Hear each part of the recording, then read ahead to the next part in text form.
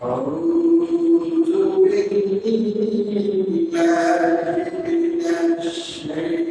الرجيم بسم الله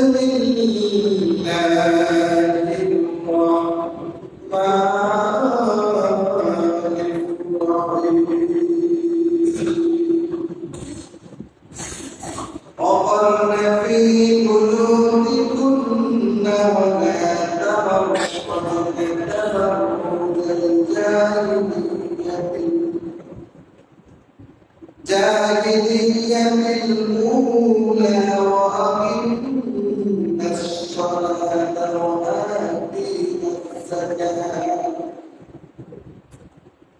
وآتينا الزكاة وأطعنا الله ورسوله وقرن في بيوتكن ولا تبرجن تبرج الجاهلية الأولى وأقمنا الصلاة وأطعنا الله ورسوله আল্লাহ বললেন তোমরা জাহিলি যুগের মতো তোমাদের পূর্বে জাহিলি যুগের নারীদের মতো এই জমিনের মধ্যে তোমরা নারীদেরকে তোমরা করেছে জাহিলি যুগের নারীদের বেপরদা হয়ে সাজুগুজু করে তোমাদের ঘরের বাইরে তোমরা বের হয়ে না তোমাদেরকে ঘরে থাকার জন্য নির্দেশ দেওয়া হয়েছে সেই নির্দেশটা কে দিয়েছে সেই নির্দেশটা কে দিয়েছেন আল্লাহ পাক দিয়েছেন সেই নির্দেশটা আল্লাহ পাক দিয়েছেন এবং তোমরা সেই আল্লাহ আনুগত্য করো এবং তোমরা রাসূলের অনুসরণ করো আল্লাহর নবীর সাথে মুহাম্মদ রাসূলুল্লাহ সাল্লাল্লাহু আলাইহি সাল্লাম হযরত আব্দুল্লাহ ইবনে উম্মে মাকতুম রাদিয়াল্লাহু তাআলা আল্লাহর নবীর চূড়ান্ত সাহাবী ছিলেন আল্লাহর নবী বিশ্বনবী মুহাম্মদুর রাসূলুল্লাহ সাল্লাল্লাহু আলাইহি সাল্লাম উম্মে মাইমুনা ছিলেন আল্লাহর নবীর দুই স্ত্রী ছিলেন একজন স্ত্রীর নাম হচ্ছে সালিমা আরেকজন স্ত্রীর নাম কি উম্মে মাইমুনা দুইজন রাসূলের স্ত্রী নিয়ে যখন রাসূল কথা বলছিলেন আল্লাহ সাহাবা ছিলেন ওই সাহাবা ছিলেন ওই সাহাবা কি ছিলেন কথা বলেন আপনারা কথা বলেন তো ওই সাহাবা ছিলেন অন্য সাহাবার নাম ছিলেন আব্দুল্লাহ ইবনে উম্মে মাকতুম আল্লাহর নবীর সামনে যখন গেলেন আল্লাহর নবীর দুইজন পরিবার ছিলেন সাথে আম্মা জান হযরত সালিমা এবং মাইমুনা তারা দুইজন যখন আল্লাহর নবীর সঙ্গে কথাবার্তা বলতেছেন কথোপকথন করতেছেন এর মধ্যে অন্য সাহাবা আল্লাহর রাসূলের সামনে গেলেন খাওয়ার পরে আল্লাহর নবী দেখতে উম্মে মাইমুনা এবং সালিমা ইশারা দিলেন তোমরা ঘরের ভিতরে চলে যাও কারণ আমার সাহাবা আছে আল্লাহর নবীর পরিবার উম্মে মাইমুনা এবং সালিমা বললেন ইয়া রাসূলুল্লাহ ইয়া হাবিবাল্লাহ আপনার সাথে যে সাহাবা এসেছে সেই সাহাবা তো সেই সাহাবা তো অন্ধ আপনার সাহাবা চোখে দেখতে পায় না আল্লাহর নবী বললেন মাইমুনা ও সালিমা আব্দুল্লাহ ইবনে মাকতুম অন্ধ হতে পারে তোমরা তো অন্ধ না তোমরা কি না ওরা বলে না তোমরা কি না অন্ধরা সাহাবা তোমাকে দেখতে না পারে তোমরা তো অন্ধ সাহাবাকে দেখতেছ তোমাদের উপরে যে কিভাবে পর্দার বিধান ফরজ একটা পুরুষের উপরে কিভাবে পর্দা করা ফরজ পর্দা ফরজ না কথা বলেন না বুঝেন না এই জায়গাটা আসলে বুঝেন না এই জায়গা এই বিষয়বস্তুগুলো যখন আলোচনা করা হয় তখন দেখবেন অধিকাংশ লোক মোটামুটি একটা মহাত্মা ব্যবস্থা চোখ বন্ধ করে নিস্তব্ধ হয়ে থাকে। তার যদি আপনি পর্দার বিধানটা বোঝেন আপনার পরিবার পর্দা করতে হবে, আপনার মেয়ে পর্দা করতে হবে। আপনার উপরে যেমন পর্দা ফরজ, আপনার পরিবারের উপরে পর্দা ফরজ। আপনার উপরে যেমন পর্দা ফরজ, আপনার মেয়ের উপরে পর্দা ফরজ। আপনার উপরে পর্দা যেমন ফরজ, আপনার ছেলের উপরে পর্দা ফরজ। আপনার চাচির উপরে যেমন পর্দা ফরজ, আপনার চাচার উপরে পর্দা ফরজ। আমাদের দেশে পর্দা অনুযায়ী সবাই চলতেছে, পর্দা বন্ধ হচ্ছে। পর্দা চলছে, পর্দার বিধান লঙ্ঘন করা হচ্ছে। এখন কথা বললেই বলবেন হুজুর, আলোচনা করতে গেলে আপনি রাজনীতিতে চলে যান। আপনার সামনে আপনার ইউনিয়ন পরিষদে নির্বাচন হবে, থানা পর্যায়ে নির্বাচন হবে। এখানে পুরুষ দাঁড়াচ্ছে, মহিলাও দাঁড়াচ্ছে, দাঁড়াতেছে কিনা কথা বলেন, দাঁড়াতেছে কিনা? এক শ্রেণীর পুরুষ ইলেকশনের সামনে আপনার সামনে যাবে, আপনার পরিবারের সঙ্গে দেখা করবে, চাচি বলবে, দিদি বলবে, হাতে ধরবে, পায়ে ধরবে, বলবে আমাকে নির্বাচিত করবে। আরেক শ্রেণীর মহিলা নির্বাচনের জন্য সামনে বেরোবে, আপনার সঙ্গে এসে দেখা করবে, ভাই এবার আপনাদের পাশে থাকবো বলে কিনা বলবেন। এখন আপনি যদি আল্লাহর কোরআনকে অস্বীকার করেন, আল্লাহর কোরআনের বিরোধিতা করেন, আল্লাহর কোরআনের বাইরে যদি চলেন, আল্লাহর কোরআন যদি বুঝেও না বোঝার ভান করেন, বুঝেও যদি মানার চেষ্টা না করেন, তার জন্য জবাব কে দেবে বলেন? ইমাম সাহেব জবাব দেবেন, বিশ্বাস জবাব দিবেন। আমি যে পীরের কাছে বেরিয়ে হয়েছি সেই বিশ্বাস আমার জবাবটা দিতে হবে। আমি যদি বুঝি আমার উপরে মানা ফরজ, না বুঝতে বোঝার চেষ্টা করতে হবে। না বুঝতে কি করতে হবে? কথা বলে থাকেন, না বুঝতে কি করতে হবে? বোঝার চেষ্টা করতে হবে। এতদিন বুঝি নাই, হুজুর এইভাবে চলেছি। যদি আপনার একটা বেকার নারী যদি আছে, আপনার বাড়িতে এসে যখন নক করে, আপনি তাকে দেখার কোনো আছে?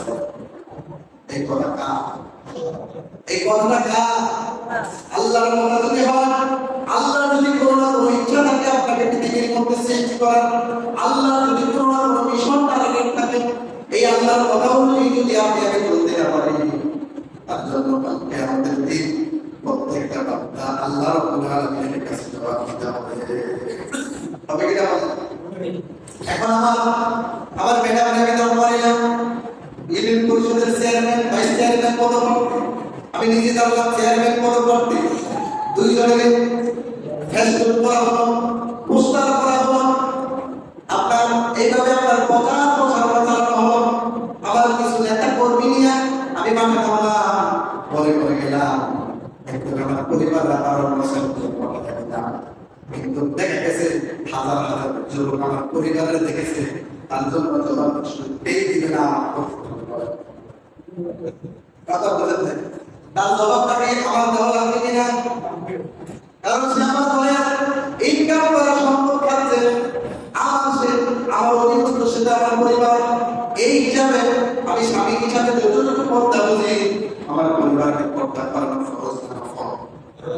আমাদের দেশে যদি এই আলোচনা করা হয়, আমার মনে হয় সপ্তাহখানে কোনো ইমাম সাহেব থাকবে না।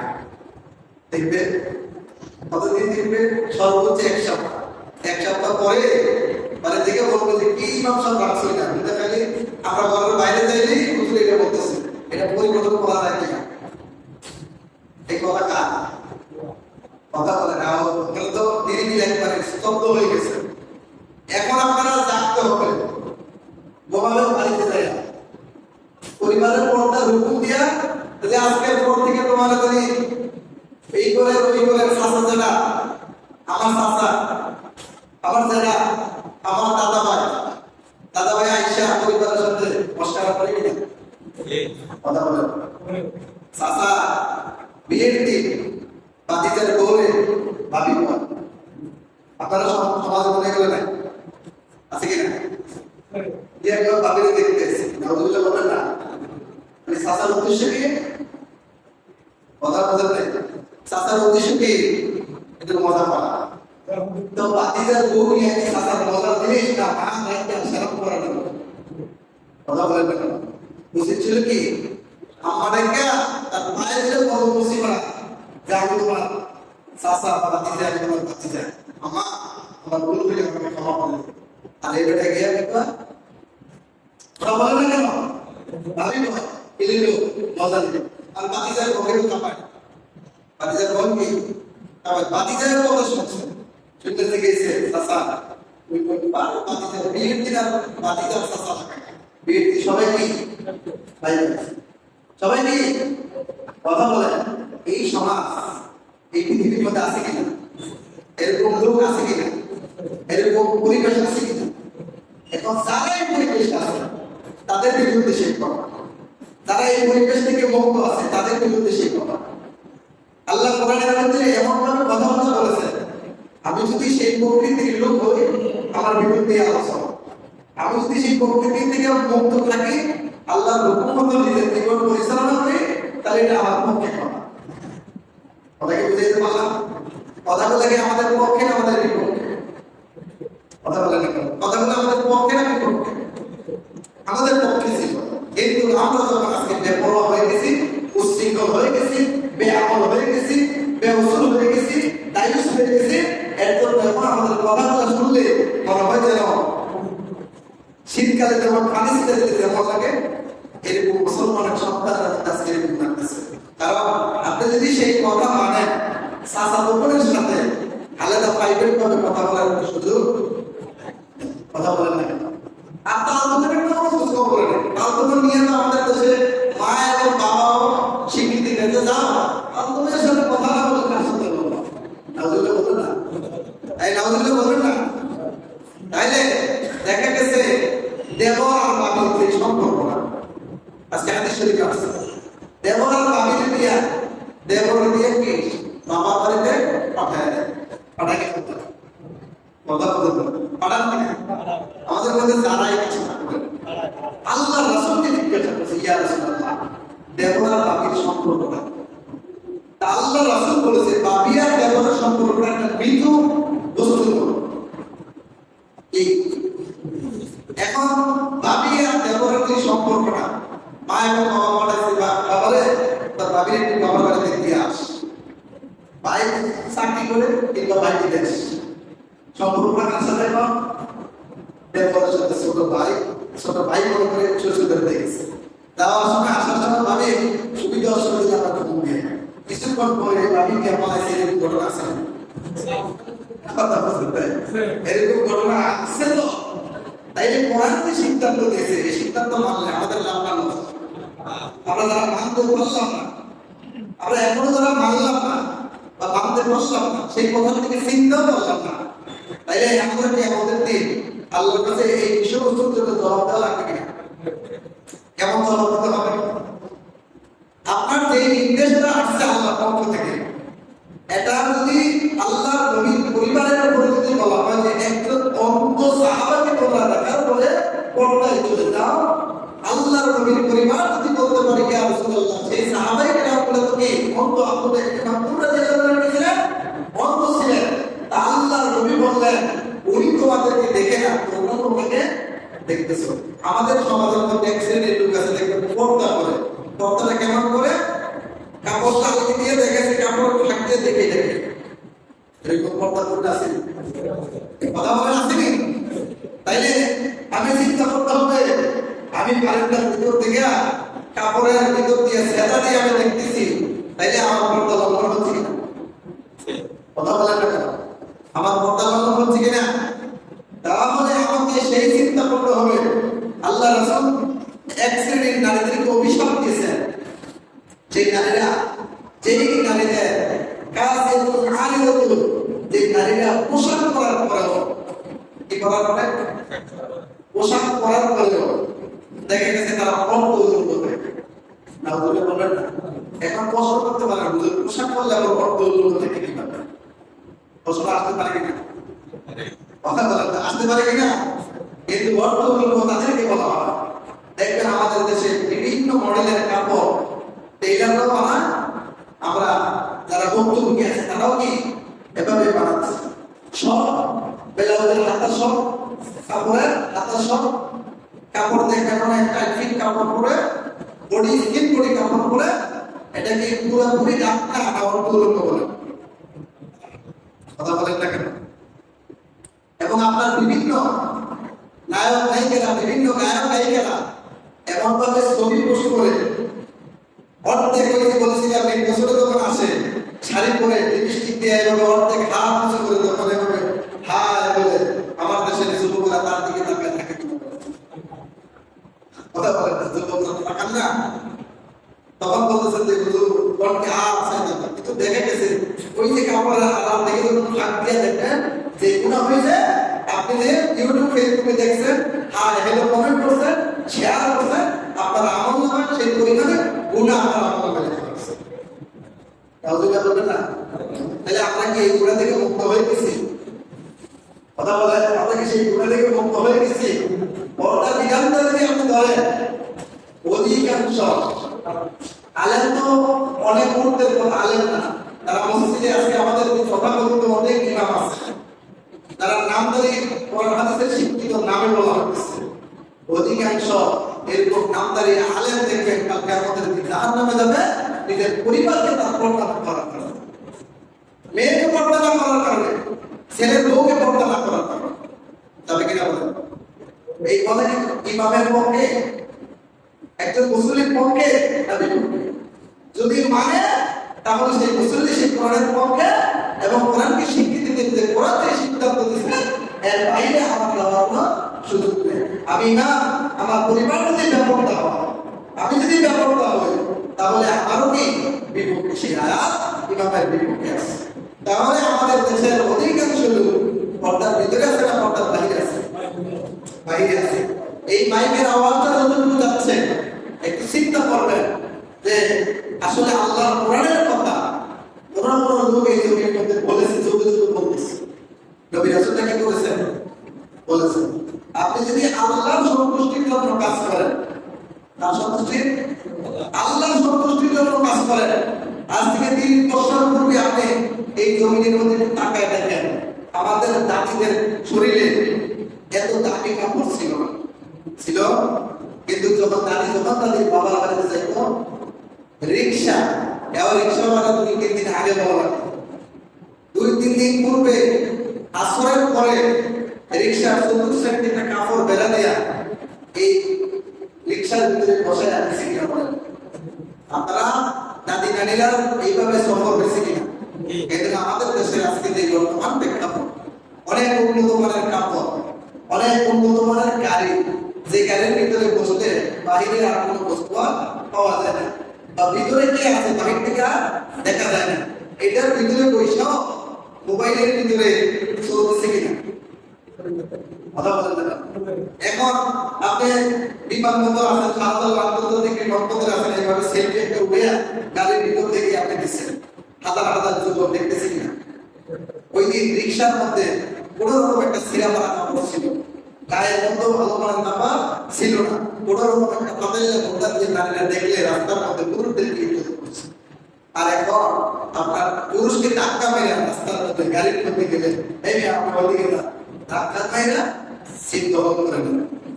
তাইলে কোরআন থেকে সিদ্ধান্ত দিয়েছে, সেই সিদ্ধান্ত অনুযায়ী যদি আমার জীবন পরিচালনা করতে লাগে, তাহলে সেই রোজা, সেই নামাজ আমাকে কি জান্নাতে দিতে পারবে?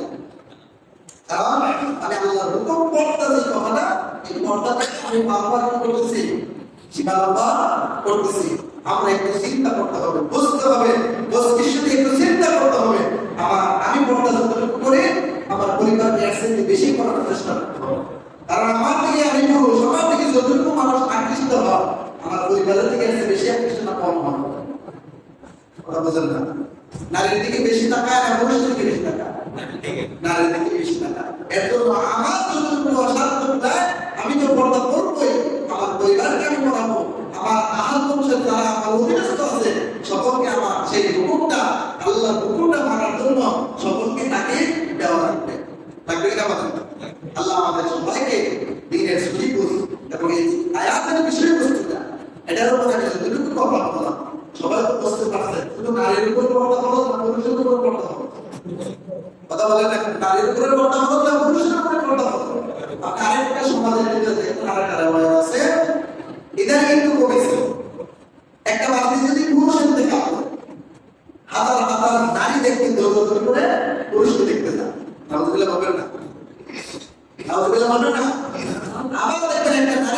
ইন্তেকাল করেছে এমনি সন্দেহ সন্দেহ কোনো দৌড়াদৌড়ি করে দেখতে যায়, এটা আল্লাহ কথা বলেন আল্লাহ। আপনার এক মাসের পরে যদি কোনো নারী সমাজ থেকে যদি কেউ নারী ইন্তেকাল করে, আপনি যাবেন না দৌড়ে, পাঠাবেন নাকি আপনার পরিবারকে বা আপনার পরিবারকে নিয়ে আপনি আগাই দিয়ে আসবেন যে তুমি না এই ব্যবস্থাটা করার দরকার, তুমি একটু করো। কারণ সেই নারী ইন্তেকাল করার পরে সেই নারীর ইজ্জতটা আরেক নারী রক্ষা করা তার উপরে। একটা পুরুষ ইন্তেকালের পরে সেই পুরুষের পর্দা থেকে শুরু করে যতটুকু কাজ করার দরকার আরেকটা পুরুষের উপর খরচ। এই দেখা গেছে আমরা তার ব্যতীত তার উল্টা, তার উল্টা দিকে আমরা চলতেছি। নারীকে নারী দেখার জন্য যাবে এবং তার বড় প্রসঙ্গে যেভাবে করা দরকার এভাবে করবে, তার উল্টা 2-3 ঘন্টা তাকে কাছে নারী দেখতেছে আর আমার কাছে বলো কি দাঁড়ায় দাঁড়ায় বলতেছে আরে লোকটা খুব ভালো ছিল। আসলে ভালো মানুষের ইজ্জতটা রক্ষা করা আমার আপনার উপর ফরজ ছিল। কথা বলেন, ভালো মানুষের ইজ্জতটা রক্ষা করা আমার আপনার উপর কি ফরজ। ইন্তেকালের পরে আপনার প্রতিবেশীর উপরে যে আপনার দুনিয়া চিন্তা তার উপরে আপনার হকটা ফরজ হয়ে গেছে, কিন্তু ইন্তেকালের আগ পর্যন্ত আপনার ইজ্জত, আপনার সম্মান, আপনার পর্দা, আমার পর্দা আমাকে রক্ষা করতে হবে। কথা বুঝতে পারছেন? যতক্ষণ পর্যন্ত আপনার আমার এই হায়াত নামক দুইটা যে গাড়িটাকে চলতেছে ততক্ষণ পর্যন্ত আমাকে আপনাকে মানার চেষ্টা করতে হবে। ইন্তেকালের পরে সমস্ত রাসূলুল্লাহ কেরাম যারা আছে তাদের উপর ইমাম তিনি ইন্তেকাল করে ইমামের পর্দা রক্ষা করা তাদের উপর ফরজ, আর রাসূলুল্লাহ যদি ইন্তেকাল করে ইমামের উপর রক্ষা করা ফরজ। কারণ প্রতিনিধি হিসাবে আল্লাহর হুকুমগুলো যদি একটু চিন্তা করেন প্রত্যেকটা জায়গায় জায়গায় দেখবেন আপনার বেজারের উপরে প্রতিষ্ঠিত। আরেক শ্রেণীর লোক তখন দেখবেন বলতে পারে চলবো না থাকলে কি করা, এই তো না থাকলে আপনার পরিবার কি মরে গেছে আছে, আপনার পরিবার দিয়ে আপনাকে রক্ষা করবেন, আপনার মেয়ে দিয়ে তাকে রক্ষা করবেন, আপনার ছেলের বউকে দিয়ে তাকে রক্ষা করবেন। নিজে একটা পুরুষ দিয়ে ইন্তেকাল করে আপনার পরিবারকে কাপড়ে আপনি যাবেন। এই দেখা গেছে আমরা অধিকাংশ লোক আজকে ইসলাম থেকে বিভিন্নভাবে বিচ্ছিন্ন হয়ে গেছে আর বলতেছি আমরা মুসলমান। আল্লাহ আমাদের সবাইকে দিনের সহিহ পৌঁছে দেন। আজকের যে পর্দার বিষয়টা মৃত্যু পর্যন্ত, মৃত্যুর পরের বিষয় পর্যন্ত যতটুকু সম্ভব হয়েছে আলোচনা করেছি, আল্লাহ আমাদের সবাইকে দিনের উপরে সুখী দান করলে আমি আখিরি দেওয়ান আলহামদুলিল্লাহ। আসসালামু আলাইকুম ওয়া রাহমাতুল্লাহ।